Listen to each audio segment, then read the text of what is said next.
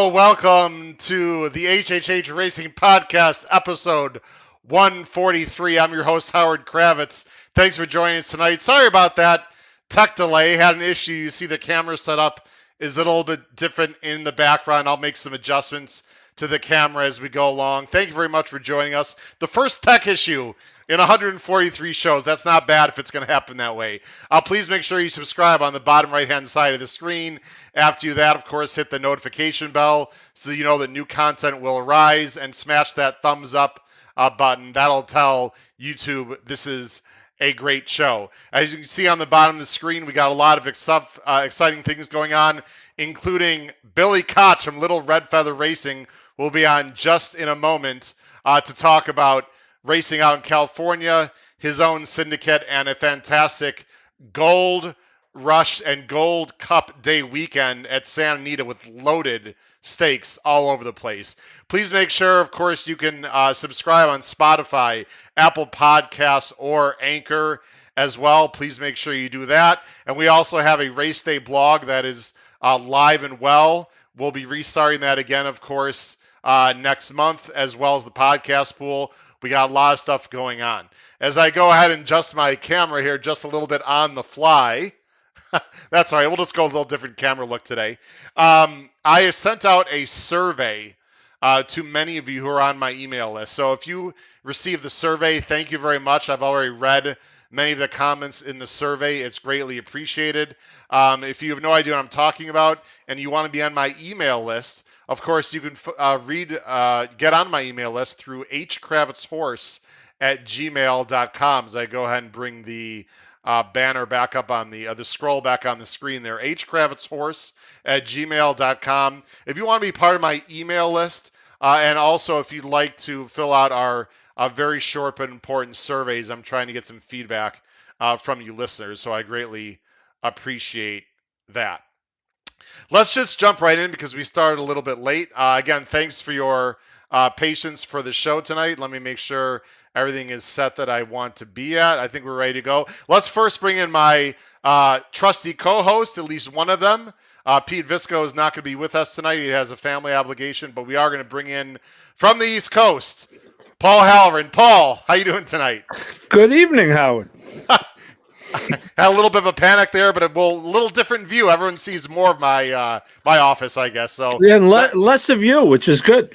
That actually, you know what, that is real good. I would try to mess around and zoom in and whatnot, but I'll tell you what, we'll just go like this. This is good enough. So I know that our wonderful guest from California can go with the flow here. He's actually an expert podcast host himself, so he knows once in a while.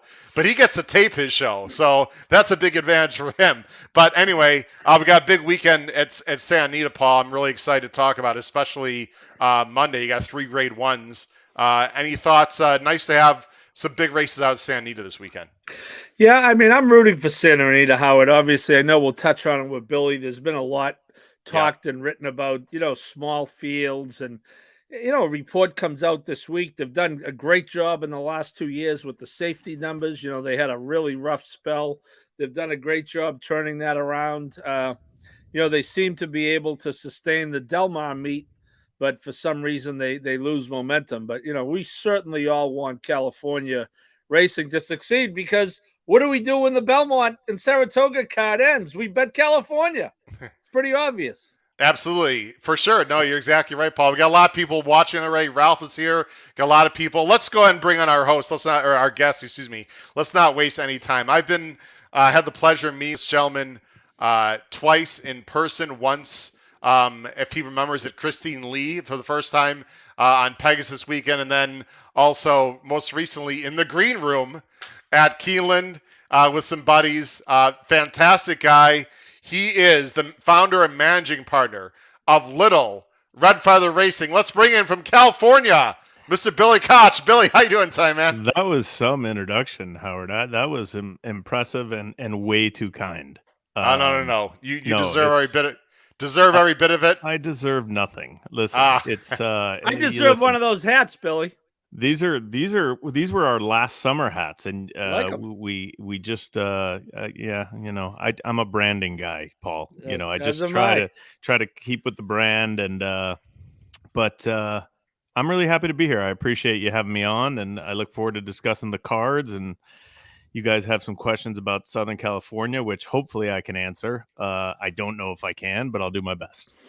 Well, Billy, real quick, we have this podcast has exploded since we started this, and I started just from scratch 16 months ago, and then I had the pleasure of being on TVG, as Paul knows, but I just want to bring it up. I don't know if you were aware when I was at Keeneland, it was pretty cool. Jeez, I didn't hear that. I've said it a few times, so these guys are giving me crap for mentioning it. But Billy, we have a lot of new people on the show. We have some younger viewers that are coming on to the show, which, as I'm sure you'd agree, is very important to grow this game. So can you very briefly, for the younger viewers out there that do not know exactly who you are, just a little bit of your background and how you got into horse racing?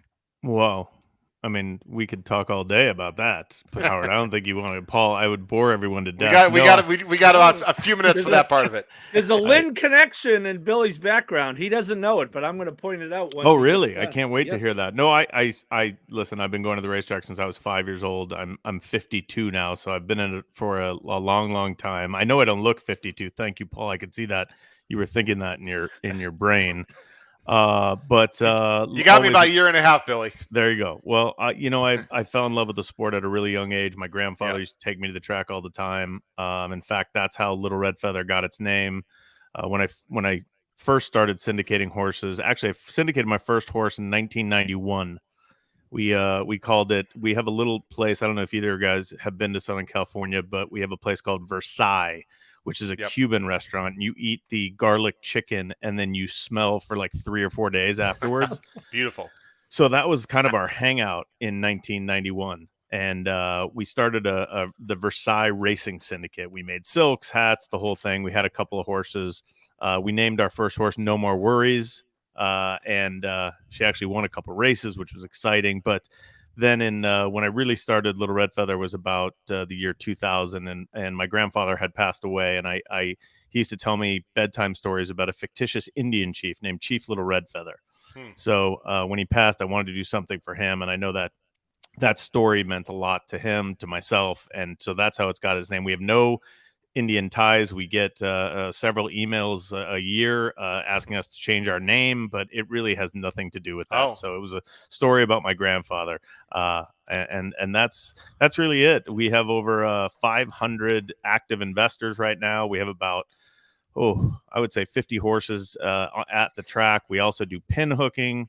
We just had a great Maryland sale. If you guys want to talk about that, we can go into that. We've gotten into all aspects of the business. And for those of you who are new, a syndication is fractional ownership. There's our beautiful new website. It's a lot of fun. It spreads the risk. It allows you to participate in the sport of kings at a fraction of the cost.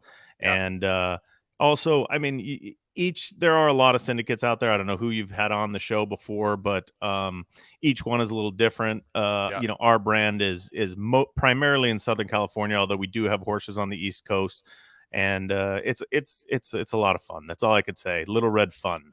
That should be our motto. Well, since we brought up your stable, and we also got a little bit to a late start, and that's completely my fault. So I apologize, everyone. I have a list of things I'd like to talk about and a rundown. Sure. We're gonna actually jump around a little bit. Also, for people that don't know, we are somewhat employees of the same, or colleagues, I suppose, because as you know, I've done some work for In the Money as well, mainly last year. But you also have a podcast with the wonderful Michelle Yu. Why don't you tell everyone who are not aware of the podcast, The Owner's Box with Michelle? Yeah. We started a while back. Michelle and I have been doing this for almost 10 years now. And we just joined In the Money Media about, I think, 2 years ago. It's called The Owner's Box. Basically, for years and years and years, thank you. LRF had a nice winner at Gulfstream today. Yes, hey, Rob, you're going to see comments on the bottom of the screen. I love Billy, it. Am I supposed to comment on that? Well, I just listen, we've got great viewers, Billy, that are going to be, I'm going to throw some comments on the bottom of the screen. So feel free to jump in. Just make sure you look at the bottom of the screen. Hey, Rob, thanks for joining the show. Hey, Rob, thank you. Go ahead. I got frustrated that they would say when they were describing a horse, whether in print or an interview, and they would say it's Bob Baffert's horse or Phil D'Amato's horse or Bill Mott's horse. And I always kept saying to myself, it's really not their horse. I mean, they're the trainer. And of course, they're the key to for the most part, to the horse's success, but it's the owner's horse. And I was noticing that there really was nothing in the horse racing world that were telling the stories of the owners. And so Michelle and I just started this podcast, and it's so funny because you don't think, I mean, Howard, you do, because you do all this advertising and we don't think anybody listens. But then I go to a racetrack and people are like, I love your show. And I'm like, oh my God, there are actually people listening out there. So it's a ton of fun to do because we have, we had Rich Strike's owner on after the Kentucky Derby. Last year we had Bill Strauss on a bunch of times with this Hot Rod Charlie run.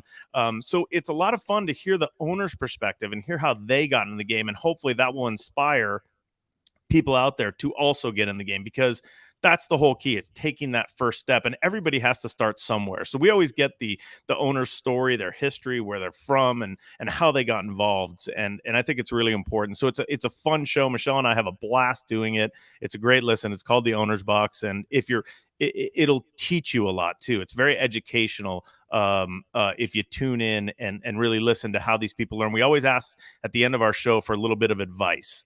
The one most important thing, and we've gotten so many great answers, and most of it is trust your people. Find great people to work with, and that's really kind of the most important guidance, I would say, when you are starting out as an owner in this game. Really talk to the people, do your homework, and get to know people that you want to be around. Billy, you must see my rundown because you just answered like 3 or 4 of my questions. I was that was the thing you sent me via text, right? Yeah, absolutely, absolutely. No, yeah, I try to be prepared. Billy, just to let you know, Paul Halloran, my co-host here, works for the Saratoga Special up in Saratoga Springs, and is from the Boston area. Has a lot of background in journalism and knows a lot of owners as well. So, Paul, it's really important, obviously, to connect with the owners in the game to get those sort of behind-the-scenes stories, Paul, that we don't usually get as viewers, correct? Yeah, I can really relate, Billy, because, we at the Special, we publish a couple of times a week now. So Wednesday and Saturday in print, and then, other times online, throughout the year online. But, so sometimes we have a little extra time. And, I always try to, I'll ask a trainer, can you give me the owner's number? And I find almost without exception, they're thrilled to get the phone call. Absolutely. To talk about, if they're not there, if they're there, it's even better. But, I've called Frank Fletcher from Saratoga to talk about one of his rocket horses of, Stephen Kanani. Yeah, we love it. Who was in town last year for Clement's Gufo. Stephen Kanani, who's a retired doctor from Texas, telling me that, 2 races back, he was in the bathroom for the race. So the horse won. So therefore, the rest of the story. He's going to the bathroom every single time. So he was going to the Breeders' Cup. My lead was, there's good news for Stephen Kanani. The bathrooms are very nice at Del Mar. Absolutely, they are. It's always great to get that perspective because, without owners, the trainers don't have any horses to train. And, some are in at a very high level and high risk, and others are, like I'm sure you have, Billy. And I'm involved in a syndicate myself. One of the first stories I ever did for the Special was 3 years ago. Zilla Racing, which is run by a guy named Mike Piazza. Great guy. I know Mike. Yeah, I know Mike. I just saw him at the sale. Good guy. I covered a race. I was assigned to cover a stakes race. A horse named Celtic Chaos won the race. I remember the horse. He's run against my boy Tate many times in his career. Correct. And, I watched the race from the winner's circle for, so I'm there after the race. And, I just kind of got a feeling, and talking to Mike after the race and a couple of the partners in the champagne, when they had their champagne toast, I said, boy, this seems like a really good operation. And, now flash forward 3 years, and I've had very small pieces of 3 or 4 horses with them in addition to all my other stuff. So I can perfectly relate to what you do. Yeah, and correct me if I'm wrong, but it doesn't. I tell people all the time, it doesn't matter if you own 5%, 10%, or 30% or 2% of the horse. Yep. It's your horse. When you go out to Right. dinner and it's the night before, and you're looking at the form, and you're with your friends, you're trying to figure out if your horse has a chance. You're all excited. It's that adrenaline that is it's I don't even know what the word is. It goes into you and it just rips you apart, and you're so excited. There's nothing like it. And so I totally get it and appreciate it. I'm glad you jumped in the game. Yeah, I love it. I got my wife in. Mike was selling the last few percent of a horse last September. My wife's birthday is in October. I said, instead of candy and flowers, I said, I think I got a 2. And of course, needless to say, the ones that I have a piece of, Billy, have done not much. And hers on debut breaks her maiden at 15-1 a few weeks ago. Of course she did. Of course. Easy game. So it's easy game. Easy game for her. Billy, I just became a first-time owner this past January with the Delphi Racing Club in Mac-Cutera. Yep. I don't know if you're familiar with them. I am. I have 2. He came on our show. Oh yeah. Oh, that's right. He's a great guy. Got to know him well. I have 2 2-year-olds that are hopefully going to be running up in New York this year. Possibly one in Saratoga. A 2-year-old filly that's going to be trained by Ray Handel on the turf, and a later developer, a 2-year-old Taprit colt that's going to be trained by Christophe Clement. So I'm really excited. You just talked about ownership. I have a decent percent, but not half or anything. But I'm really excited. It's great to be an owner.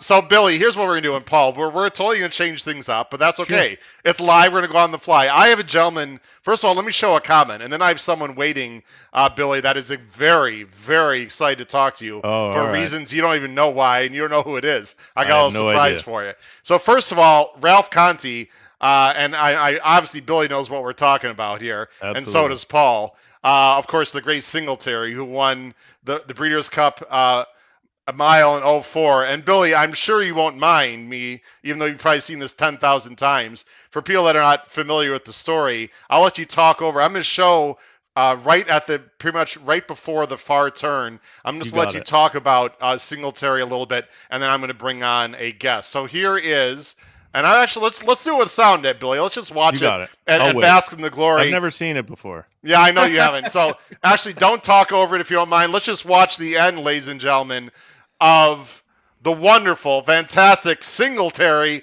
winning the 2004 Breeders' Cup at Lone Star Park. Links from the day, but she's got 5 horses in front of her now. Silver Tree right there, ready to roll toward the inside. Nothing to lose with a swooping move on the far outside in Blackdoon, and they're off to turn into the stretch. Here's Singletary. Singletary with a blitz to the lead. Singletary in front.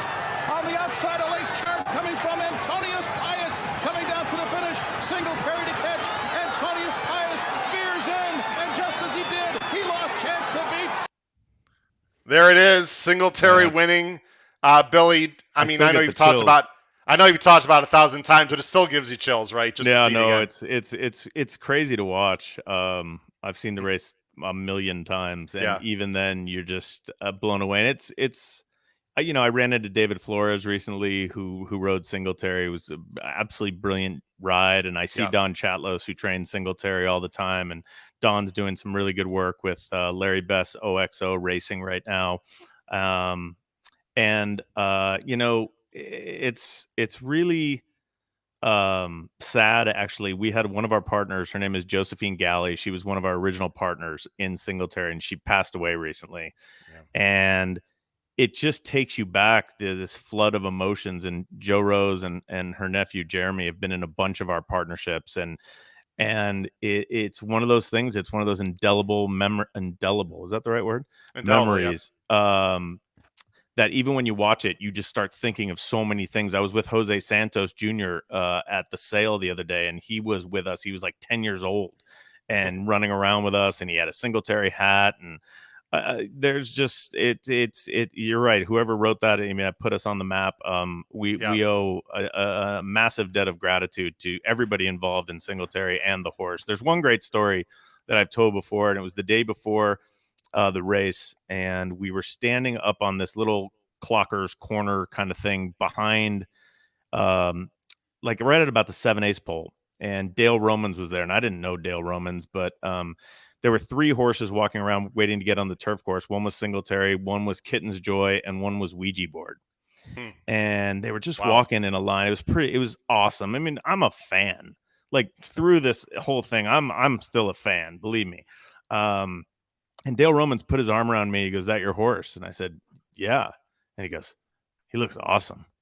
And I was just like, wow. I was like, we had no idea. I can tell you the truth. From 2004, now this is, what are we in, 2022? So this is 18 years ago. Hard to believe it's only been 20 years. I mean, that's it's unbelievable, crazy. Billy. I remember watching that race like it was yesterday. I really do. And the thing is, Howard and Paul, you continue to learn. And that's the one thing about this game. You the second you think you know everything, it will reach up and literally punch you in the mouth, and you just have to be open and have to be willing to keep learning. And I think that's one of the things we constantly try to do, is just get better and learn. And back then, I mean, it was one of the greatest days of my life, and we were completely lucky. Well, Billy, I'd like to bring on someone who has a very strong attachment to Singletary. And I got to be honest, he's a friend of mine. I had no idea about this story until I was with him on Preakness Day, and he shared some things with me. So I'd like to bring him on right now, Billy, to talk to you just for about 5 minutes, because I think he has a great story to share with you. I'd like to bring on the 2021 BC champion from Chicago, Matt Miller. Matt, say hi to Billy Koch. He still has the hat. Hey, Billy, how are you? How you doing, boss? I am beyond psyched to be talking to you. So I was listening backstage, and I heard you talking about being a fan. And yeah, I mean, I remain absolutely a fan. So for me, Singletary was, I'm an Arlington guy, so I'm sitting in the million room at Arlington, and it was the first really huge, big score of my entire betting life.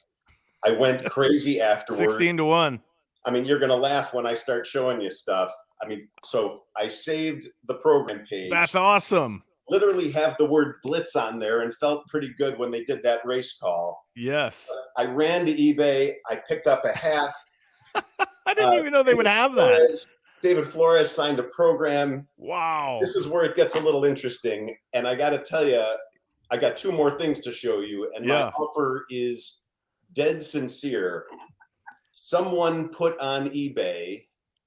Now, look, you can probably verify this better than I can. Yeah. This is said to be a race-worn shoe. That's crazy. I mean, there's dirt in there. It's crazy. That's amazing. That I don't know if it was the same person. Oh, that looks like something from Santa Anita. And so I think it was from the La Jolla. I'm not totally sure. Oh, it could have been. Yeah. Howard walks into my house and sees this stuff in my closet and says, "What's the joke?" And I said, "No, I'm a huge fan. This was my horse for years and years and years. I've had some nice success lately. That, okay, there's a bunch that are kind of way up there now, but I do mean this with sincerity, that if this was somehow given away without your permission, I'm happy to give it back." Oh no, Matt, you listen. I think you should keep it. It means more to you, and I think it's amazing that you have all that stuff, and that's just really, really cool. That's really, really cool. It's amazing. I'm touched. Yeah, I mean, obviously the Chicago connection was part of it, but sure. Yeah, for me, it was really the first big hit. And so, I think... What did you bet? Did you have the exacta with Antonius Pius? I did. And so the listeners are about to get mad at me because I have a different view than they do of the all button. I thought it was a total chaos race. The reason I picked Singletary, the buyers were so close to those of the top competitors. I thought we were getting a steal with what we got. And so $20 exacta wheel. I even hit the try. I mean, this was crazy for me because I love the horse that came in third. I think that was 6 Perfections. It was. And so, it was just a massive score. And I mean, those things kind of change you. And so you didn't end up, though, at a strip club and then at Del Taco that night like I did, though. look, it was the first time the racetrack ever wrote me a check.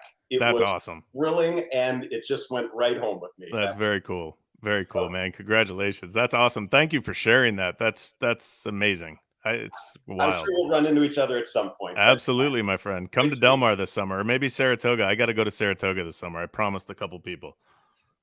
Well, Matt, we appreciate you coming on, Billy. I know you'd appreciate that. Again, I had no idea about any of that until Preakness Day, and I thought you'd appreciate all that absolutely. memorabilia. That's great. Thank you, Matt. I've seen it in person. It's legit. Matt, really appreciate you coming on. And Matt and I don't know, are you gonna be the Breeders' Cup at Keeneland this year, Billy? Is that? Yeah, you know? Absolutely. All right. Well, Matt's we're going there together, so we will buy a beverage for you. We can have a beverage hopefully sometime. I'll buy a beverage for you. Let's do it and get together. Thanks, Matt, for stopping by for a few minutes. Appreciate it. You, Matt. Thanks, Matt. All right, take care, Matt. Bye bye. All right, that was Matt Miller. Pretty cool stuff there, huh, Billy? Wild. It's amazing. It's amazing what one horse can do for someone. It's really incredible. But there's fans all the time, and especially in it's funny, we weren't in the social media age back then. It's kind of it's so much different now. I mean, I hope that we can be more positive on social media. I think horse racing social media is a little bit well, I'll leave it at that. Yeah, we know.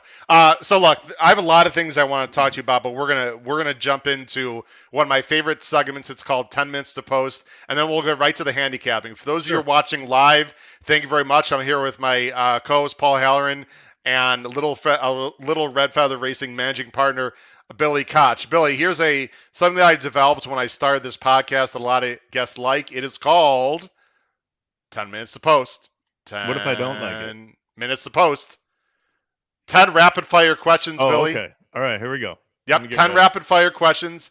I think I've got 7 horse racing and 3 non-horse racing questions. You can take 5 seconds to answer. You can take a minute, whatever you'd like. It's meant to be more rapid fire. And then we're going to jump into the handicapping. I just want to let you know, I did also want to talk to you at some point about RLF Cares and Karma and a lot of really important topics. Sure. I hope to get to that, but Billy, let's just say if we can't, let's plan on having you on again sometime soon, and we'll take care of that if that's all right. Sound good? Aftercare is not an afterthought. Absolutely Just not. Remember that. I don't know if you follow me on Twitter at all, but yeah, I donated to with my winnings to the TRF and very nice. A bunch. I think it's important that we donate. Here we go. Absolutely. First question on the bottom of the screen. You're going to see it all. What was the first moment you fell in love with horses or horse racing? We had a horse named Telly's Pop in 1977, trained by Mel Studi. My grandfather owned it with Telly Savalas, and he was my favorite horse, and that's probably how I really fell in love with the sport. Telly Savalas. Telly Savalas, born in Garden City near Belmont, graduated from Floral Park High School near Belmont, but went to junior high school at Cobbett Junior High School here in the great city of Lynn, Massachusetts. Amazing. Where I sit. There you go. How's that? That's small world. Ironic. All right, Paul, you got the next question, Paul. Your best, most memorable racing event ever attended, Billy, other than the aforementioned 2004 Breeders' Cup? I would say the Breeders' Cup when Blame beat Zenyatta. I was in a box right on the finish line, and I've never had an entire 100,000 people just audibly gasp and then go silent. That was the craziest. That was just the craziest moment I've been witness to. As a child, I was there when J.O. Tobin beat Seattle Slew at Hollywood Park. That was crazy too, but I was I was young then. And then third, I would actually say when Arrogate beat California Chrome at Santa Anita, we hit the pick 6 with Arrogate for a lot. Wow. Really? Yeah. I was part of a group at Mohegan Sun there you that go. hit that pick 6. Yeah, it was over 300,000. You know how many tickets there were worldwide? I don't know. Like 12. Yeah, one of them was us, and one of two of them were on this show. How about that? I'm serious. That was awesome. No lie. There were. I think it was 12, Billy. That's amazing. Wow. Yep. It was a big hit. Billy, bucket list track or race day event you'd like to attend in the world? Do you haven't attended? Everybody's been talking about Ascot. I've never been. I don't know if I could wear one of those top hats all day and get. I I'd don't love like to to see get. that. I I don't got like to to see get that. dressed up at all. I like to wear flip flops and t-shirts. But I think that would be kind of the most. That's something that I need to do. I'd also like to go to Australia and watch the races down there. And I hear so many great things about that. And I'd say one of those two. Or I've been to the Kura, but I didn't see anybody run. I would also like to do that. So three things. My top is the Melbourne Cup. Yeah, there you go. It's supposedly, it's a race that stops the nation, of course. Right. By the way, there's people that are commenting. Please keep commenting, folks, in the chat. We'll get to as many questions as we can tonight. I just want to recognize we have many people watching live. Really appreciate it. Paul. Billy, what advice would you give someone who wants their own racing syndicate, other than have some deep pockets? You know what? Do it. That's be my advice. Just go out and do it. That's what I did. Just start with friends and family. Talk to people who are in the business already, who have set up these syndicates, and ask them for some advice. Really sit down and say, here's what I plan to do, because there's a lot of things you need to organize before you start. But I would also say start small and then grow. But do it. Biggest financial mistakes racing syndicates make, Billy? This is like 60 Minutes, man. This is a tough podcast. I'm not going to throw softballs at you tonight, Billy. I would say, that's a hard one. I think someone asked me the other day, I'm going to turn this a little bit, because someone actually asked this the other day when a prospective new client asked me, then said, like, what are the negatives to you? They asked me about Little Red Feather, and I said, sometimes we have horses that aren't very good. So I would say maybe spending too much.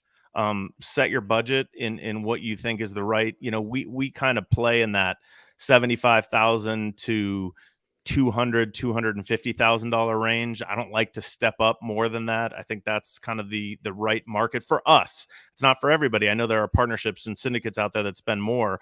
But I don't know.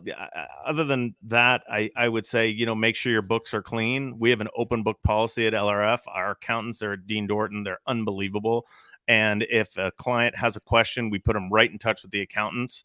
Nothing to hide. Make sure you have an open book policy. That's what I would say financially. You didn't bet into that, or you didn't bid into that $3+ million buy? No, I was last watching week. with my hands squarely under my hips in my pockets. Paul? The craziest thing Michelle Yu has said on the owners. Oh boy, we don't. How much time do we have? Let's try. We'll try to keep this as PG rated as possible. It's funny. That might be difficult. No, that's impossible, because she's always we have fun. But we talked about Top Gun, which is coming out. I think today it came out. The new Top Gun Maverick, and I had her sing Danger Zone today, and she didn't know the song. Which is crazy, because if you follow her on like TikTok, she knows every song, and I had to sing Danger Zone for her on the podcast today. So that's what I would say, just from memory. Those youngsters. Yes. I've had Michelle. I just want to say publicly, and people that have been following this podcast know, Billy, Michelle was one of the first, famous TV personalities that was on this podcast. We didn't know each other at all. I really just DM'd her. Long story short, she's the best. She's been on my podcast twice. She is absolutely awesome. I've met her in person a few times. She's exactly, and as you know very well, some people on TV are not what they are in real life. Michelle is so genuine, and she is awesome. You are so lucky to to have her as your co-host on the Owner's Box. I can't say enough good things about Michelle. She pulls no punches. No, she's fantastic. I know the answer to this question because I did deep diving, but Paul, go ahead and ask it anyway. Oh, what did I say? Well, I'm curious now. Well, it's in your profile on the Little Red Feather page. I wonder if it's one of my horse. Well, I mean, my horse. It is not one of yours. Well, who is it anyway? Who is it now? I think growing up, I was a big Ruffian fan. That's what it says on the site. That's what it says. Yeah. I remember exactly where I was. I was at my grandparents' house, sitting right in front of the TV, watching that race with foolish pleasure, and just broke down. Like, she broke down and I broke down. I mean, I was crying. I was a disaster. She really always has a special place in my heart, and I wish we were able to see her do more. So I would say Ruffian for sure. So there you go. All right, now we got 3 non-horse racing questions, then we're getting into Okay. handicapping. All right. Favorite non-horse racing sports event ever attended? I know you're you've got baseball back. Again, we could get up. We could, if we had more time, we'd talk for hours. God, that's a good question. You play baseball, you like golf, blah, blah, blah.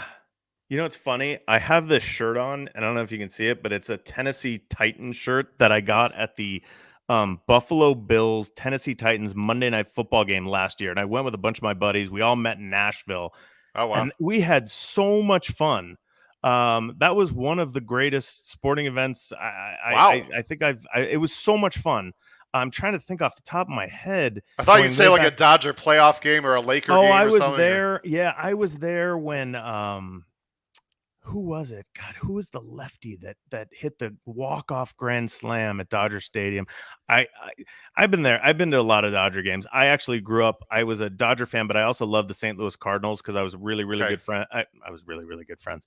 I was an Ozzie Smith fanatic because I was a shortstop, and Ozzie Smith was my hero. Yeah. And I was there when Niedenfuer gave up the home run to Jack Clark. Dating myself again, Paul. Yeah. So you're not dating me, unfortunately, Billy. Were you there for the Kirk Gibson homer, Billy? I was not there for the Kirk Gibson homer. Wow. I'm trying to think of what else when I was a kid. I went to a lot of Rams games. Let's just go with that. Let's go with. All right. Let's go with that. All right, Paul. There's 2 more, and then we're going to handicap. These are tough. Listen, I told you we deep dive on this show. This is another thing we have in common, Billy. I also played college baseball, but you played at grade 1 Northwestern. I played at grade 3 Holy Cross. That's okay. Division 1, but grade 3. I didn't. Bill team Simmons you like to see Northwestern beat the most? Well, I was at the Rose Bowl in '93 when Northwestern lost to USC. I grew up a UCLA fan.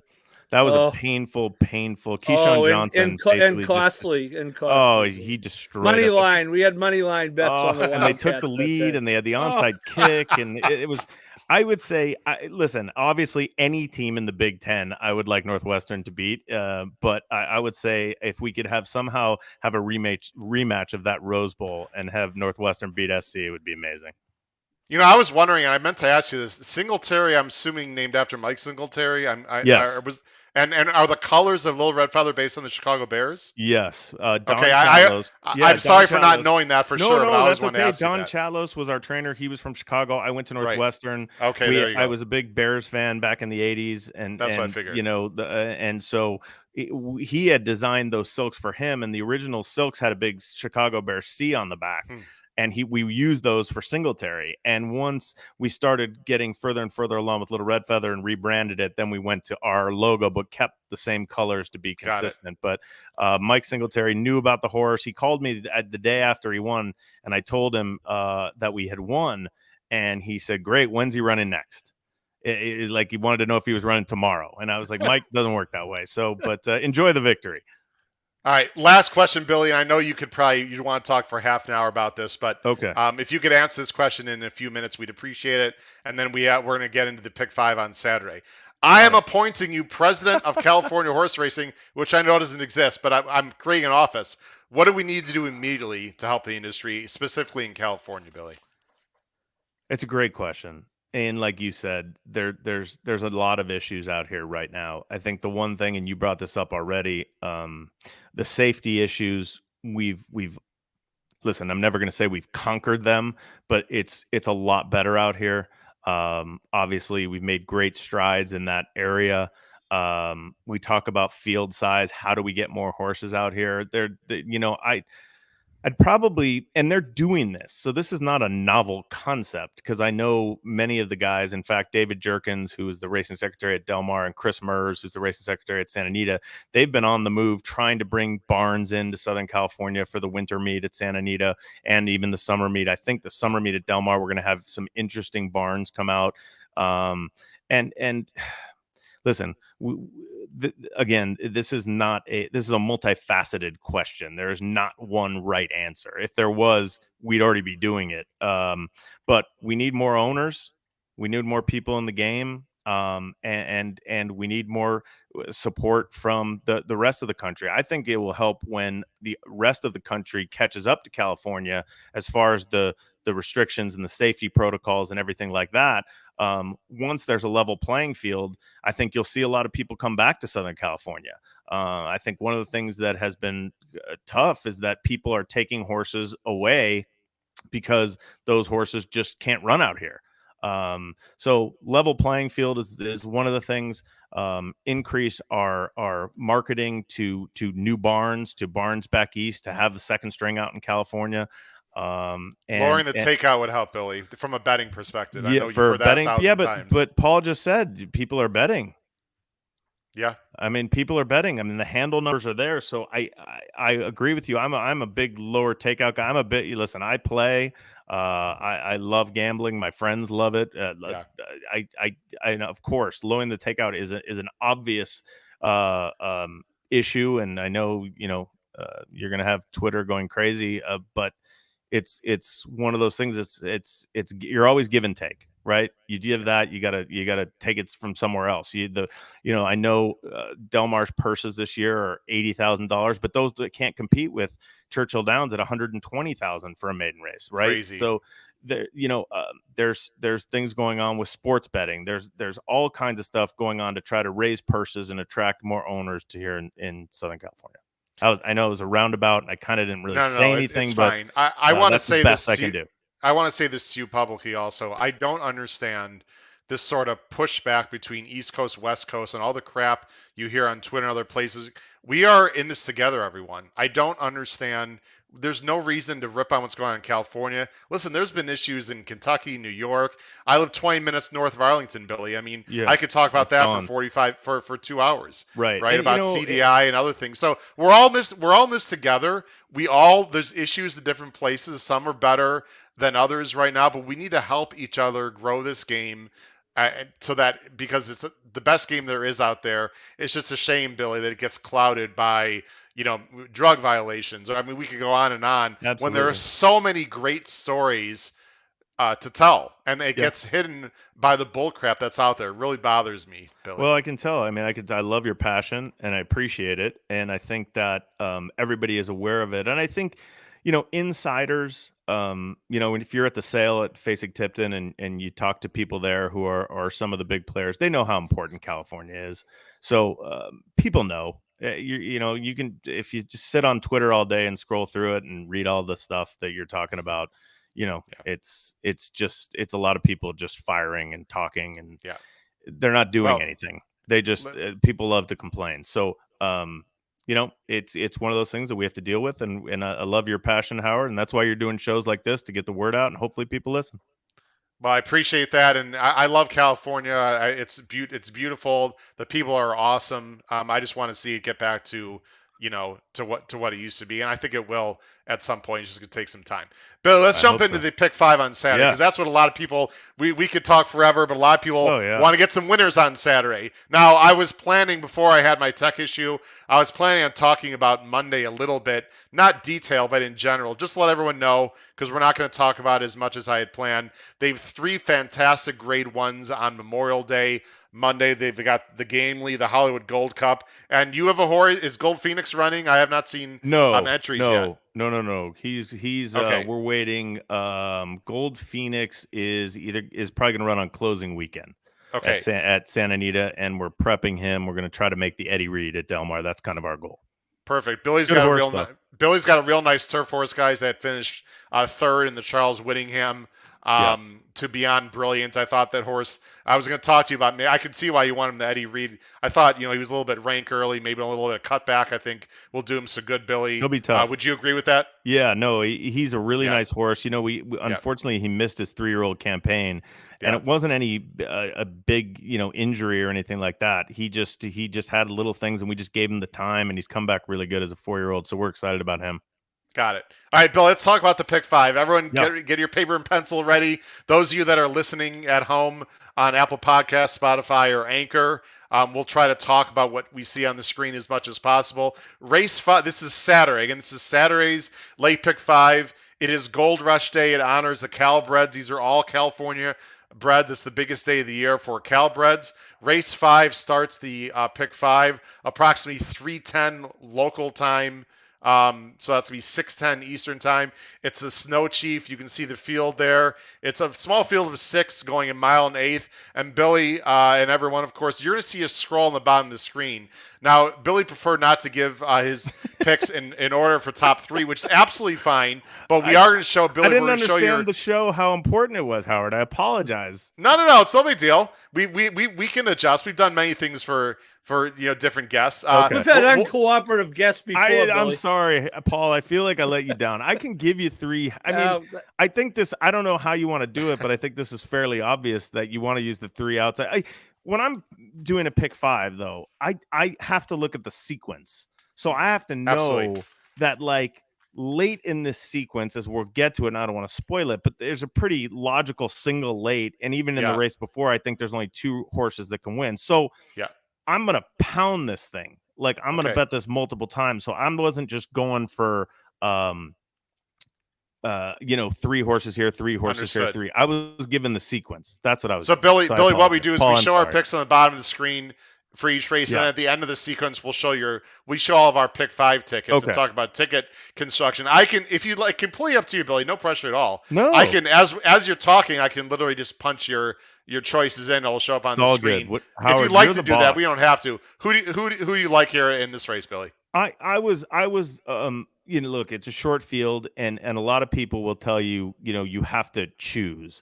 But I like the 3 bottom horses. I thought were fairly obvious here. Obviously, Bally's Charm, that you're on right now, just won an allowance race. Even a Calbred allowance race, comes in here in good shape. Has nice spacing. From the February race to the April race, now to this race that's going to be May 28th. So I like the spacing. I really like the job Jeff Mullen's done. He's had a great, really good meet. And if you look down, this horse was the controlling speed at a mile and an eighth, which is the distance of this race 2 back. And the horse that beat him is Worse Reed Sanchez. So if you like Worse Reed Sanchez, for me, I'm going to take a shot with Bally's Charm, Worse Reed Sanchez. And then the real logical horse, probably the best horse in the race, is the bottom horse, the 6, Smuggler's Run.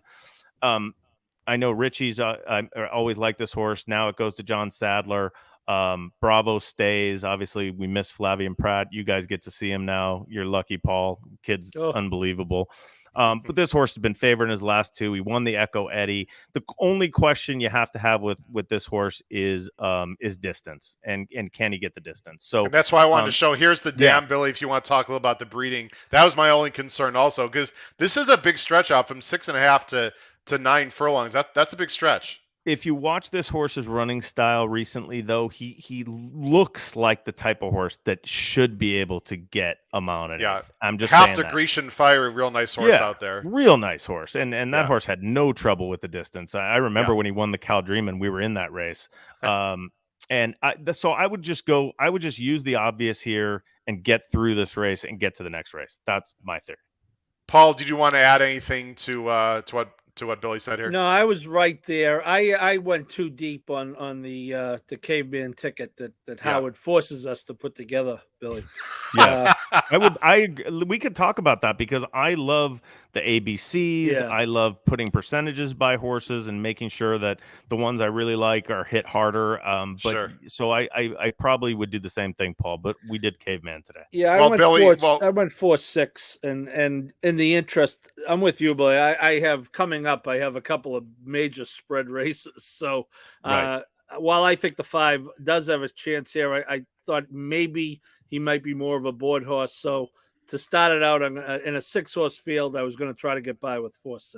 Okay. Billy, just to let you know, I'm strictly an ABC guy. The only reason I asked for caveman tickets is because we have some bettors that are a little less experienced. Absolutely. You don't want to. I want to give a variety of difficulty of type of bet, but just let you know, I am strictly an ABC player for sure. I just want to mention the one real quick before we move on. Royal and Rando, who ran against Worse Reed Sanchez, the 5. I'm just going to very quickly show the end of this race, because I thought Royal Rando clearly was better, at least in this race. Now, I know it was a Golden Gate and maybe it was the surface, yada, yada. But you see Worst Reed Sanchez here, who, again, is the 5 horse on Saturday, is the 1 in this race. And Royal and Rando, who is sort of a long shot here, the 6 here, 7-1. I'm going to take a little further. You see into the stretch, they both really got great trips. Yep. At this point, you think Worst Reed Sanchez would win this, but I don't like this effort at all. Now, you could say maybe he got squeezed a little bit here, Billy, but really he had room on the inside, and Royal and Rando just beat him very, very convincingly, and also the gallop out was really nice. So although I don't think the 1 is a likely winner, you can see the gallop out here. This is a nice horse, and I'm against the 5 in general, Billy. That's just my opinion here. It's, you know what, you make a absolutely logical case, and Steve Speck knows what he's doing, and if he comes down here to run, then he's got a big shot.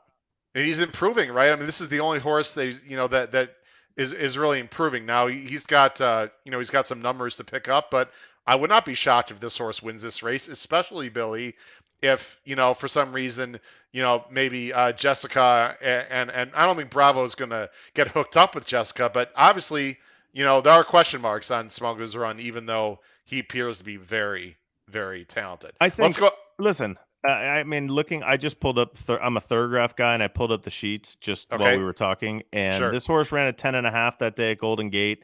Okay. He's certainly fast enough to win this race with a little improvement. Yeah. So I would amend my ticket and put the 1 in. Okay, I'm using, and again, I have a race day blog, Billy, that I have many people subscribing to, which I'm grateful for, where I give ABC grids, spot plays, etc. So just to let people know, I have the 4, 6 as A, and I have the 1 as a B, and I'm throwing out the 5. I'm going to take a shot there. It's a small field. I'd rather spend my money elsewhere. If the 5 wins, I am going to lose, ladies and gentlemen. Let's go on. I like your stand. I appreciate that. Let's go on to the next race here. Race 6. And Billy, you're always going to talk first as our guest, just to let you know. It's maiden 50. Of course, these are Calabreds. 6 furlongs. You can see the field right there. It's actually a big field. Starts with the 1. I did not know until this very moment that Dutch Bus was scratching, by the way. Maybe you knew that, Billy. I didn't actually know that. I don't think I saw that earlier. I'm going to lie and say I knew that.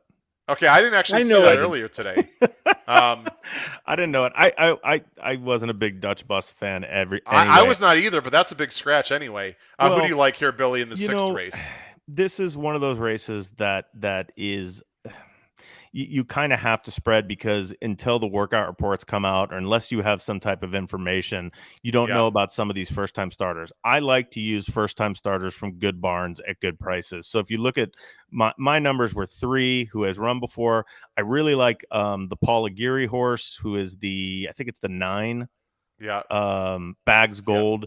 Had a lot of trouble in that race, gets first-time LASIK, same level. And then the other horses I used were 2 first-time starters. I used the 4 and the 7. The 7 is Buttonwood Tree for my good friend Don Valpredo, DVP, and again, Jeff Mullins.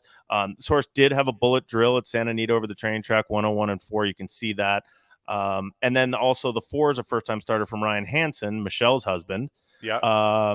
And he does really well with these type of horses. And I think Dad's Caps is one of those kind of unknown, possibly on the West Coast, but actually was a really, really fast horse. You can see his PPs right here, 5 for 26 lifetime, but he put up 102 and almost beat Joking in the True North. So I'm going to I just don't want to go out if one of these firsters jumps up and beats me. So that's where I went, 3, 4, 7, 9.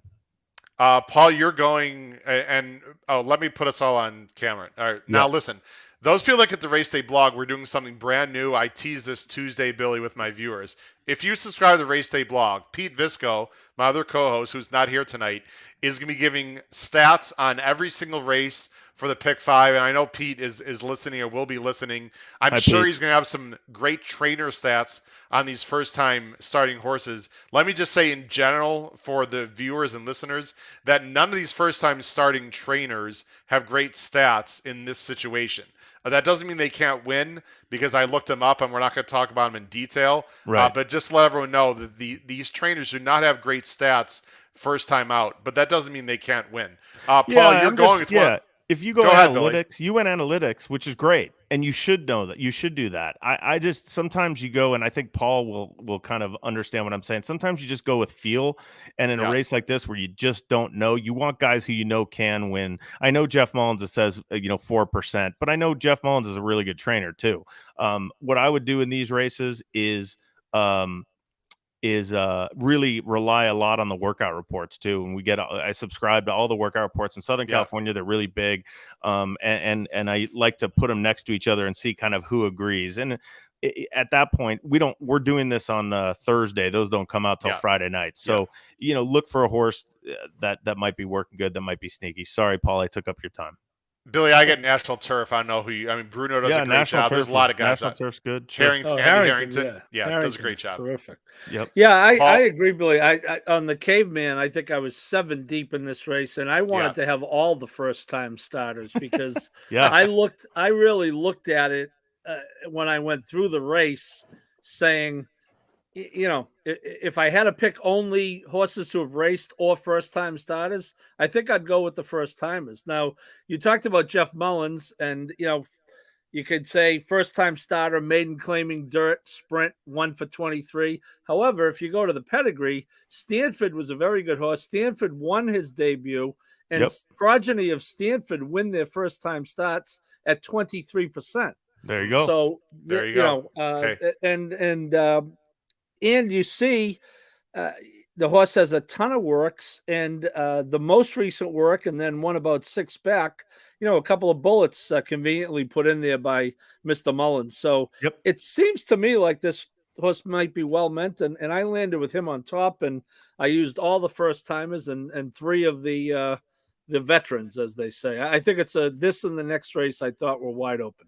And there's Pete on the bottom of the screen, just what I was talking about. Pete is home. He had a family obligation earlier tonight. That's not why. Right, that's Pete. Why he's not with us live. But again, Pete's gonna have a lot of stats for us, and he said there's one on Smuggler's Run that he likes. So thanks, Pete, for chiming in. Stanford was a very nice horse, and here's the other thing, Billy, and you know this. I don't have to tell you, but to tell all the viewers, and Paul knows this also. This is the second leg of the Pick 5. Please, everyone, look at the probable will pays going forward in the first leg, because you can see who is being bet in this race if you just look at those probable double will pays. Yep. So that's something, Billy, that I don't think enough horizontal players take a look at. Would you agree with that? Yeah, no, I'm constantly looking at will pays. I missed the double today with our horse that won. I'm a little bit upset, but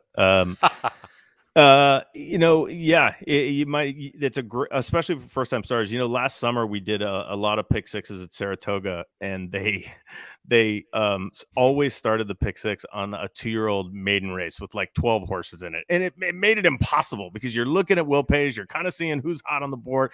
It made it impossible. So yes, look at the will pays. It's a great idea.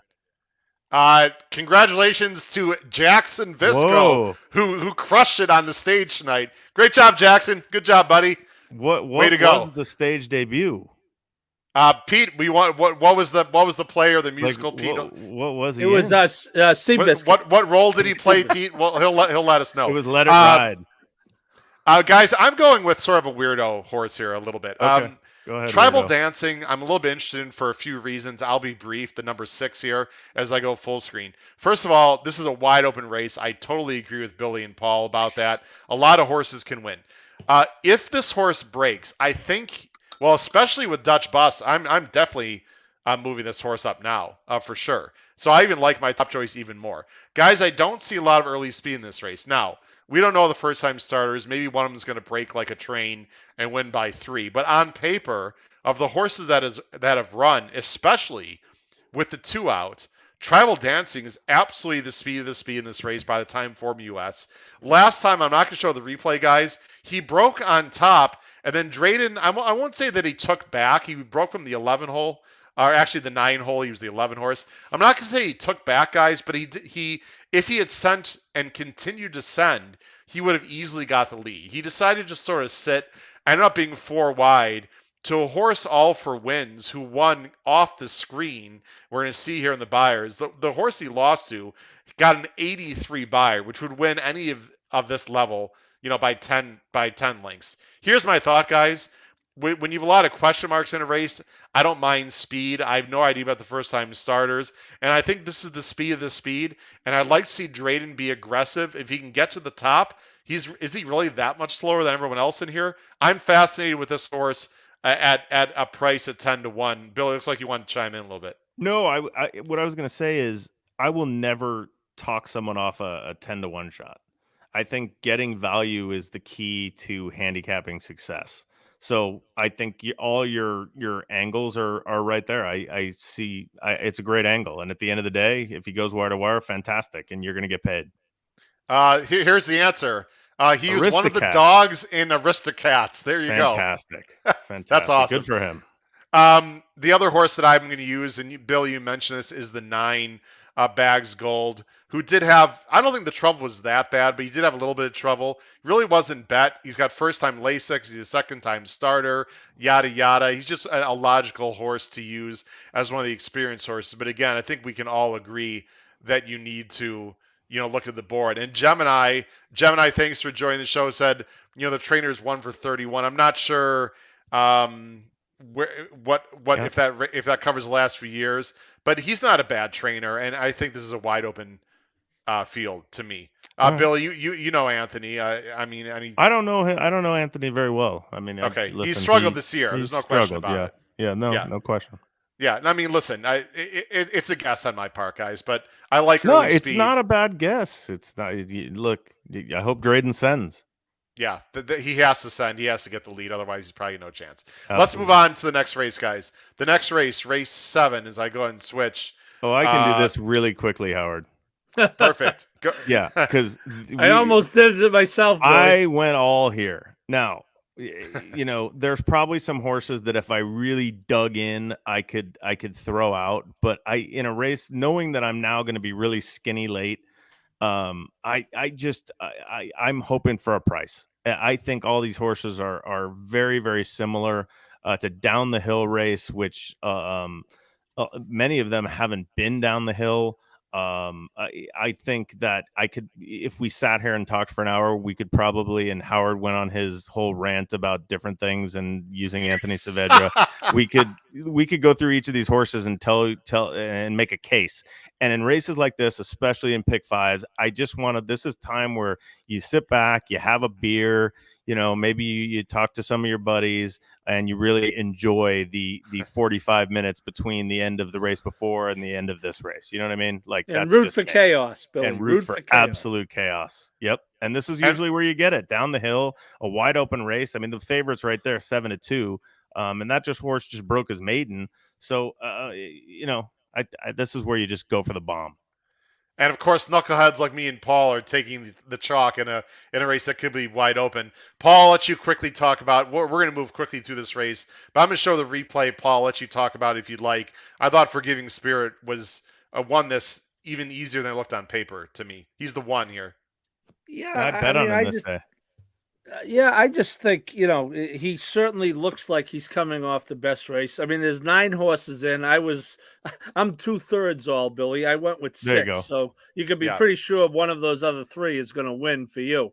But I looked at the last race and this race, pretty similar for different reasons. The last race being a wide open maiden claimer with a lot of first timers. This being, an allowance, but, I just think it's a guessing game. So I thought this horse did have the recency advantage. A lot of times, Billy, in a race like this where I see a lot of horses who have not won that much, there's a 3 for 32, a 1 for 10, a 2 for 15. I automatically look for let me see who has the fewest running lines. That's a great idea. I like that a lot. He hasn't proven he can lose that many times yet.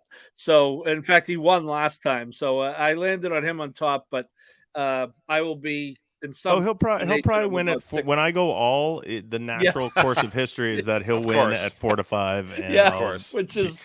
But you want to rip it up, Billy. Right, but hold on. I'm going to go back. He would definitely be an A if we went ABCs here, exactly. And I would just sprinkle in some of the long shots. So I would have him heavier than some of the other horses. Yeah.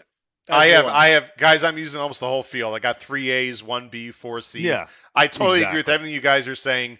It's a complete spread race. You try to get a price here, especially if you think the other legs are chalky and they're smaller fields, Billy. So if you're gonna get a price, it sure as hell seems like to me, That's and where I to put get this it. in my blog, this race and the previous race is where you got to go price shopping, Yep. or you have to take a stand and try to hit more Yes. than a few times. Correct, Multiple Billy? times. Right. Absolutely. 100%. I like All your right. style.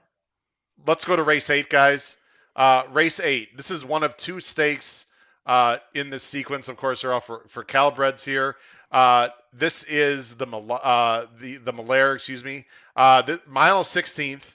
Of course, for Calbreds, this is restricted for 3-year-old fillies. It's a small field, but it's a nice field. And I thought this was actually quite the tricky race, in my opinion.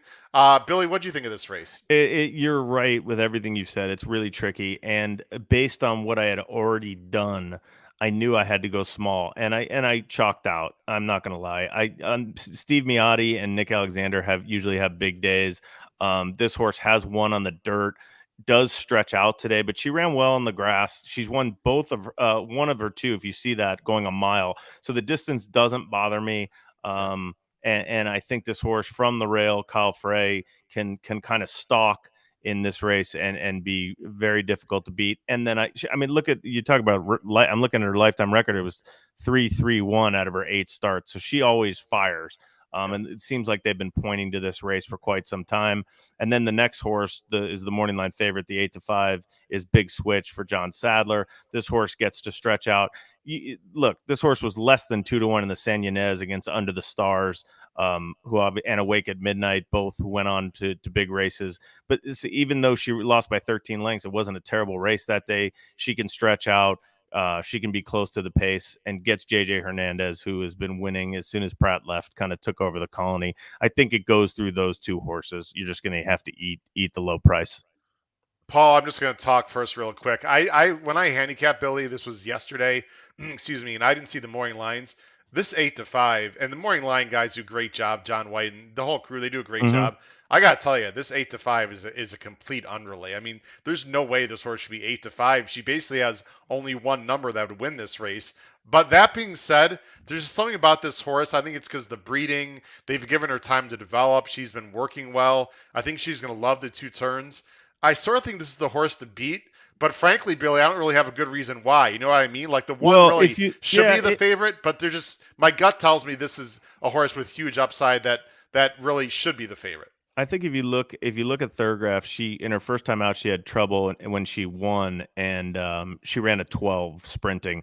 She came back with a huge number in the stake at Del Mar, ran a 6 3/4 that day. Breeders' Cup weekend, by the way. Yeah, didn't run again. Comes back and was off poorly in the in her next start. Then she runs a 13 3/4 on the grass. So, like you said, it's one of those weird patterns where she hasn't gotten back to that 2-year-old top yet. And maybe all she needs to do, Mr. Biggs, they can run long. They usually run on the grass. This is the first time she gets a chance to do it and really stretch her legs. So I hear you. But when you look at some of the other horses in the race, where are you going to land? And I think that's the question. Yeah. This is the last replay that we're going to show tonight. I have to show this replay.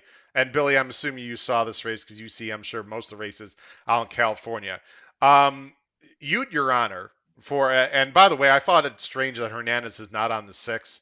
You have much better insight than I do because Hernandez decides to go with the 2, which gave me even more reason because he knows the 6 very well and has been on the 6. This race right here, I'm just going to let it run through. Paul, I'm going to let you talk. You have the 6 in second. Your Honor, got a crazy trip in this race. He's the 1 here, Paul. I don't know if you saw this or not, Paul, but she kind of walked out of the gate. Well, that's only the start of it. Walked out sideways. Well, this horse is like pulling the whole way. It's just crazy. And what do you like about the 6? What do you like about the 6 in general, Paul? Well, I'll be honest with you, Howard. In the caveman ticket that you had me form, I singled the 2. So I thought the 6 was clearly a second best. And, I get the chalk angle on the 2, but you talk about the numbers. No one else has run the 80. I think Sadler off the layoff is really good. If you look at state bred races, which this is, the horse is 2 for 2. Billy talked about the 8-5 in a grade 2. Yeah. And then last time was a $100,000 race that they protected her in, and that was an open race. Look at this horse pulling, on Billy. I mean, turf. it's crazy. This horse is pulling. This horse Look, had a he lot studies, of that's checks. probably why JJ doesn't want to ride her. Yeah, I mean, it's just a well, nightmare either that, trip. I mean, now was that the last? That wasn't the last race. No, this is No, two this back, is from Paul. March. Yeah, This is two back, Paul, and she ends up winning this race after I all was going this to say trouble. she wins this race. You're gonna see her. You'll see her swing out, Paul. I guess I wanted to show this because I wanted to say that she's goofy, but she's got talent.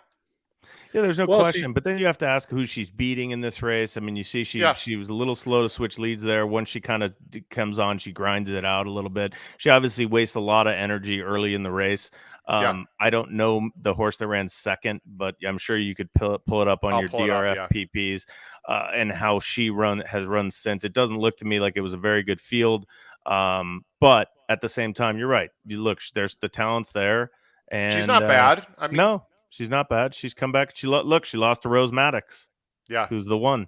So, listen, you're talking about 3-year-old fillies going 2 turns on the dirt. Anything can happen because a lot of them haven't done it yet. So until they do it, you really don't know. You just have to kind of think about connections. That Steve Miotti and Nick Alexander, that connection is. I know that horse can get 2 turns because she's won going 2 turns. But it was on the grass, so you don't know what they're going to do on the dirt. Yeah. Yeah, you'd almost have to think the way the horse ran and was that rank. First of all, I think you'd like to. At some point, you want to let her run.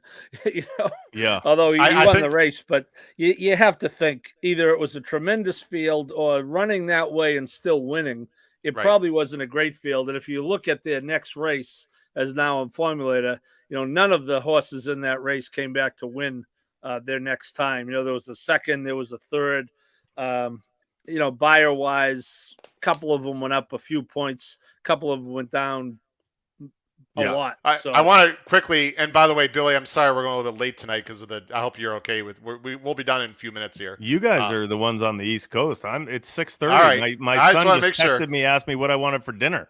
Listen, I know you're a busy guy. I want to answer Steven's question quickly. Steven, this isn't the last race, by the way, or a few races back. I'd probably go with the 4, the first time starter for Ryan Hansen. But again, I'd have to see the board, Steven, to be honest. So that's in the second leg Steven was asking about. All right, guys, let's go on to the last race, which again I think has a 4-5 shot that I didn't know was going to be 4-5. I know Billy feels very strongly about this race. Let me go ahead and switch my banner. Billy, I don't have the great producers and editors and everyone in the money. I'm literally doing this solo all by myself. Good, man. I've enjoyed this. I look forward to the next one. I wish I had some horses running so I could tout your audience, but I want to make sure I got a guy from California, and we really appreciate you coming on. Yeah, no. I thought about you. Listen, if you follow Southern California racing in the last 3 months, there's one guy who's been dominant on the grass, and he's my very good friend and trains most of our horses. His name's Phil D'Amato.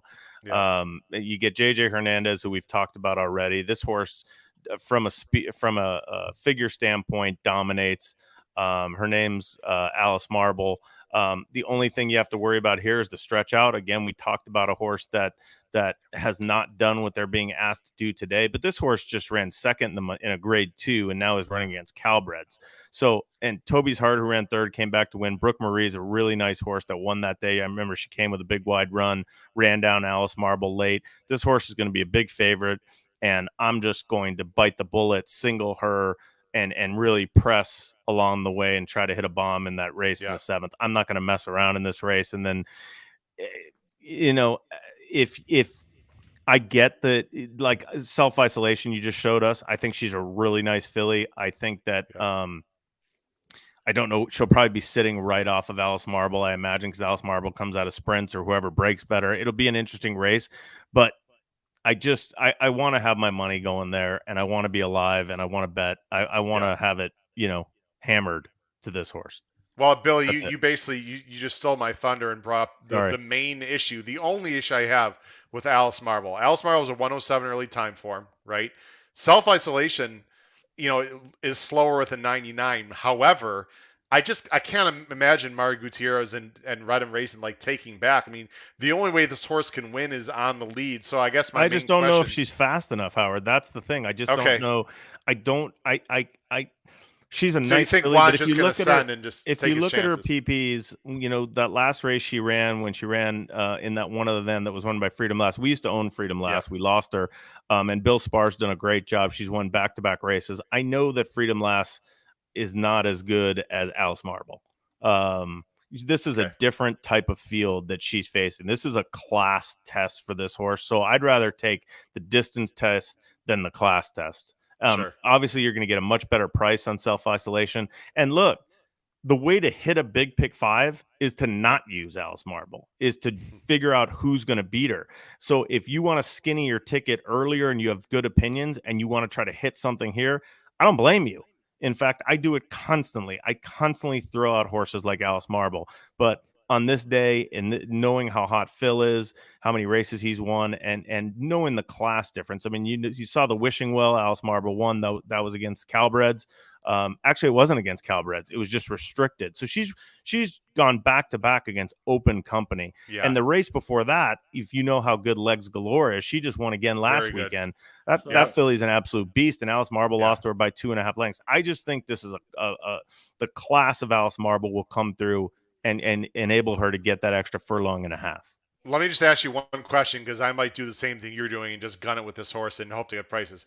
Right. In your opinion, Billy, let's just say the 6 catches a fly or whatever, something happens. Yeah. Can Alice Marble at this distance sit off self-isolation and win, in your opinion? Yeah, I mean, I think she can for sure, because if you look at the internal fractions, just I'm looking at them on your screen. I mean, she went 23 last time. She went 24 and change the time before. So this filly's not like a big runoff. And she doesn't, I don't think she needs the lead. I just think her natural speed and her natural ability is going to take her there. But JJ is smart enough. Excuse me. JJ is smart enough to, if Mario Gutierrez wants to blast off, that's fine. She was the 4 in this spot in between horses. I just wanted to show. And she was dueling the whole time in this race. Yeah. I mean, they were going head and end, and Brooke Marie got a great. She's in the one in the white cap in behind them, and you'll see her kind of take out 2 right here. Yeah. Get through. Yeah. Oh, the 2. Yeah. I'm sorry, I gave the wrong horse. The Chestnut filly, and you see Alice Marble make the lead. Does she get beat right here? No, this is a winning race. Sorry, this is the wrong race. Yeah, she wins this race. Yeah, I mean, she took a lot of heat there, but they went slow early. They went 24. That was actually Stellar Noir in behind. If they go 24 like that, this filly can carry her speed that far. Look at the internal fraction there. They went 24.46. You don't see that very often. So they really went that second quarter pretty fast. Yeah, absolutely. Let's see, Paul, you have the 6 and 4. We already talked about the 6. Do you want to quickly, Paul, talk about Sassy Serb? I'll talk about the 7 for a second, then we'll show our pick 5 tickets on the show. Well, I will talk about the 4, but I'm not using her in the pick 5. All right, we don't. Well, that's okay. I'll tell you what, Paul. Let's just move on then, Paul. I used the 5. I almost single, but I used the 5 and 6. I'm an old Javi Pack guy. Don't bet the favorite doing something he's being asked to. He's never done before. So I wanted to have one other horse, and I thought maybe cutting back from 1 1/8 that maybe there was a chance self-isolation could sit off, and maybe if the 5 can't carry the speed the whole way, that the 6 was the next logical. But otherwise, makes I a lot don't of have sense. anything creative to say. My other logical is Pulpit Rider, who I've bet a lot over the years. She's definitely tailed off. I mean, obviously. I mean, so for me to not say that or admit that would be silly. My only thought here, guys, is if maybe the 5 and 6 hook up a little bit, this is the closer I want. I'm not a big fan of 7-year-olds, Billy, but she's a nice horse. She's proven at the distance.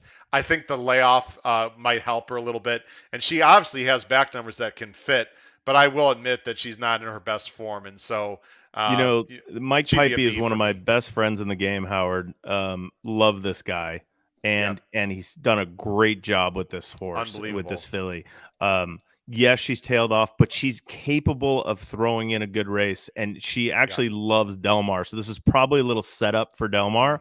But I totally understand what you're saying. If they go too fast, the 5 and 6 go too fast, there is absolutely no reason why this filly couldn't come and get a piece of this. I'm trying to look at her PPs to see if she's actually run in this race before, because it wouldn't shock me.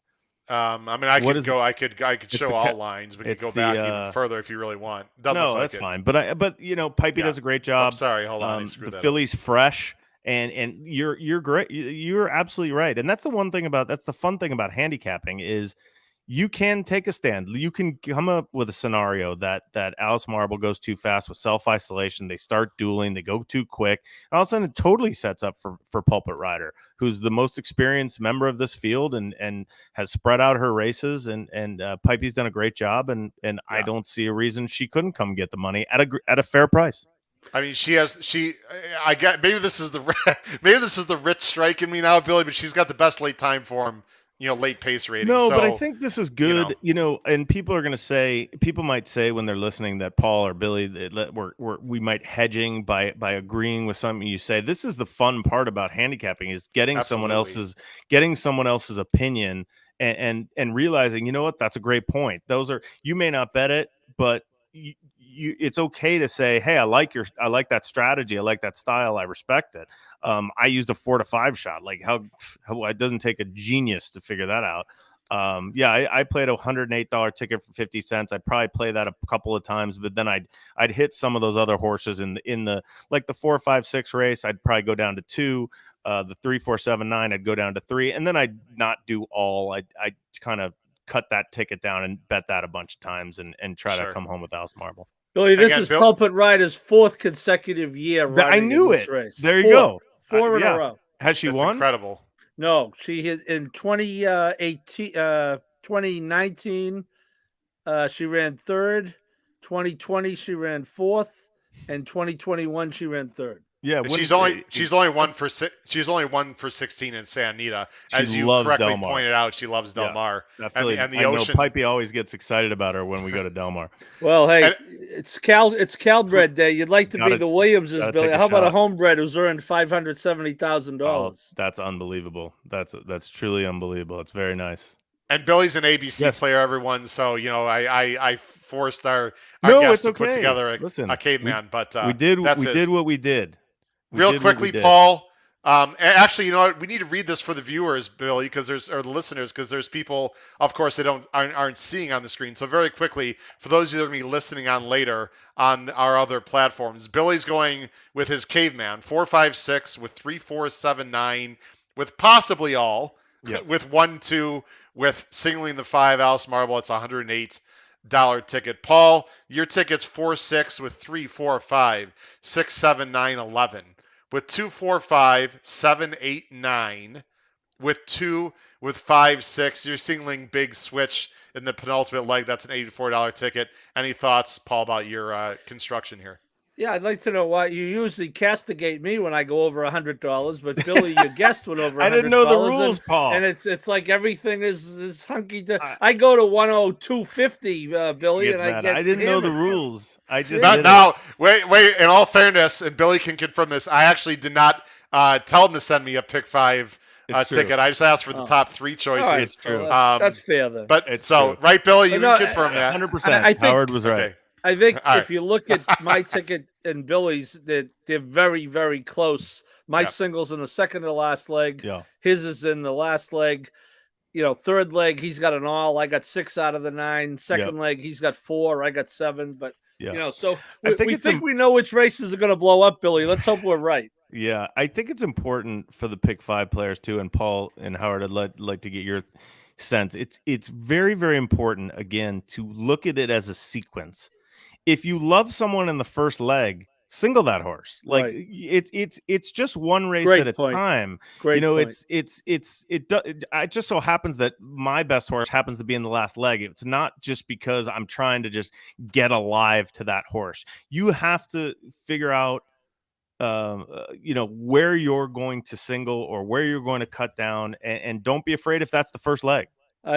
Billy, I couldn't agree more. It drives me nuts when I hear people say, well, I just want to be alive for the second leg. Right. Trust me, I lead the league in 4 for 5, and it doesn't matter what leg you lose. unless lose. if you're playing a Gulfstream and you get paid for 4 for 5, I guess. There you go. But and my feeling, Billy, as Howard knows, I call myself a serial horizontal player. Yeah. I would just assume get knocked out in the first leg because they have this nice thing called the pick 4. 100%. that I come do the back same thing. with. The more, I listen, this is not, I'm busy when I go to the track. A lot of times we have horses running, we have clients running, but I still love to play.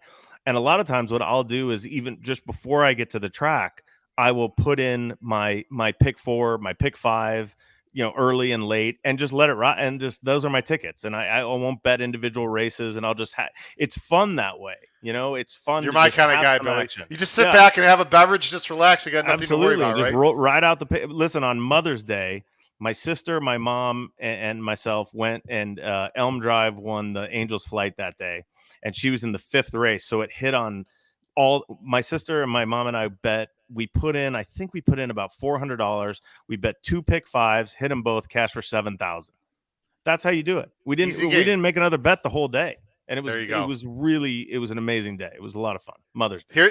Here's my ticket. I have an $80 caveman here, 4-6 with 2, 4, 6, 9, 10 with 4, 5, 7, 8 with 2, 6 with 5, 7.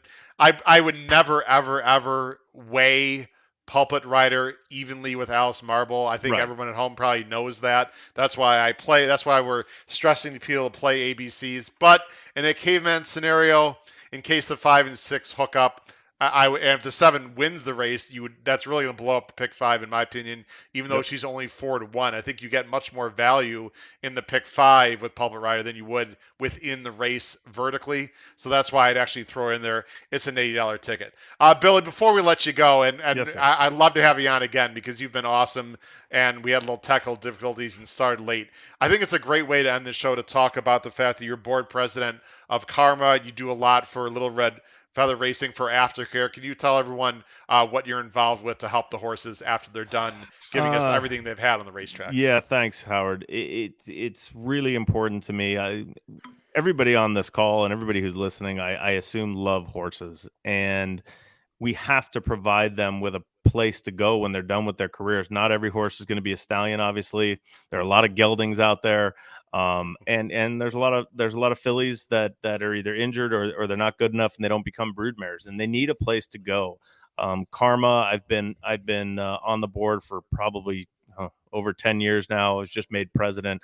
It's very exciting. We do a lot of things. We have a fundraiser in the summer called the Karmathon, where we raise money, and the money all goes to the aftercare of these horses. We make pledges to all the little farms and facilities that take these horses, and we Lucinda Mandela runs it and does a fantastic job of, just especially in California, of making sure that this horse, when they're done, has a place to retire and a second career. That's the most important thing. We say own, race, retire. That should be, as an owner, you have a responsibility. You own this horse. You don't own a racehorse. You own a horse. And when that horse is done racing, it doesn't mean that their career is over. So that's just my theory. That's my motto. We started LRF Cares probably 6 or 7 years ago, and it's just something that's very important to me, and it makes sure that every little red feather horse has a place to go when they're done. And our partners are amazing. They constantly donate. When a horse's career is over, they donate to LRF Cares. We make sure that they go to a good home, and we keep track of them. It's funny, I send out 1 million emails, updates on these horses and workout reports and everything for Little Red Feather. The most popular emails that I send are when I send a horse jumping over one of those barrel things. I don't even know how to say it. And showing a picture of them 2 years after they've retired. People just go crazy. They love it because they realize that we've done something good here. And I think that's the most important thing. So it's very, very important to me. You can go to Karma 4, the number 4 horses.org. There you go, Billy. Oh, that's great. Well, this is LRF Cares. Yeah. At LRF Cares, it's on our website. That's some of our horses. Yeah. Alaskan Sun. He won an opening day Del Mar, and look at him now. I mean, it's so cool. That's awesome. Not every horse works out. It's just part of life, Paul. You know that. And you have to support aftercare. If you don't, then you're not. Whether you're a player, an owner, a jockey, a trainer, there has to be a support system because they need our help. And by the way, I'll get off my soapbox now. No stop. It's absolutely crucial. Donate to the PDJF. Also support the jockeys. There's so many ways, and I know that there's legislation in Washington that's supposedly going very well to eliminate the horse slaughter situation, which is improved, but still has ways to go. Bill, there's just a lot of way for people to help this game out without just putting money through the windows, isn't there? Absolutely. If you get involved in aftercare, wherever you are, there's groups all over the place that are trying to help, and it's really easy to get involved. We want your help. We need your help. And when there's an event, even if it's $50, whatever it is, or like you did, Howard, pledge some of your winnings to one of the charities. It really helps. People don't understand, but it does. So we appreciate it. Well, we appreciate you, Billy. Paul, I'll let you have final thoughts about anything that Billy commented on or anything about this weekend.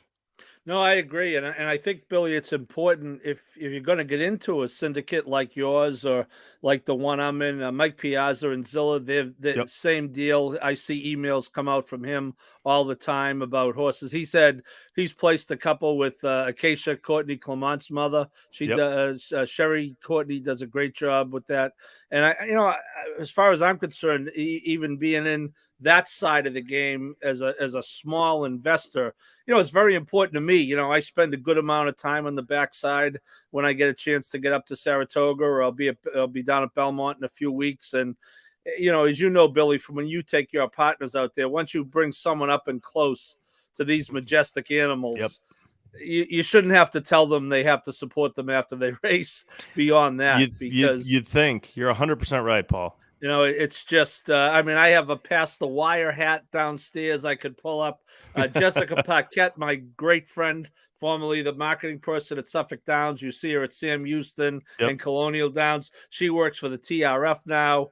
Michael Blowen, another Boston Globe guy, running Old Friends in Kentucky and up at Saratoga. So it's all over the place. But Billy, you've been great. I hope you make it to Saratoga. I hope you make I'm gonna be at Belmont. You're gonna be there for coming Belmont to Belmont weekend? Yeah. Billy. I'll be there in 2 weeks, Billy. We're gonna be my there. first trip to New York, believe it or not, my first Triple Crown. So we'll see you in 2 weeks then. We'll see. Well, we run a little filly called Oakhurst, who won one other than at Keeneland for Chad Brown. She's going to run in the Wonder again on Thursday of Belmont Week. So you staying for the weekend, Bill? I will be staying for the weekend. We will definitely have a beer. Absolutely. Absolutely. I'll be there Friday and Saturday, and we'll definitely be there. All right. Start a text, Howard. I'm going to go eat dinner. Yeah. Hey, Billy, thanks a lot. Really appreciate it. We'll see you Billy. in 2 weeks. Have a great night, everyone. It's been Howard Kravitz, episode 143 of the HHH Racing Podcast. Please join us next week for Paul Halloran and Billy Koch. Have a great night, everyone. Take care. Thanks, guys. Good night. Thanks.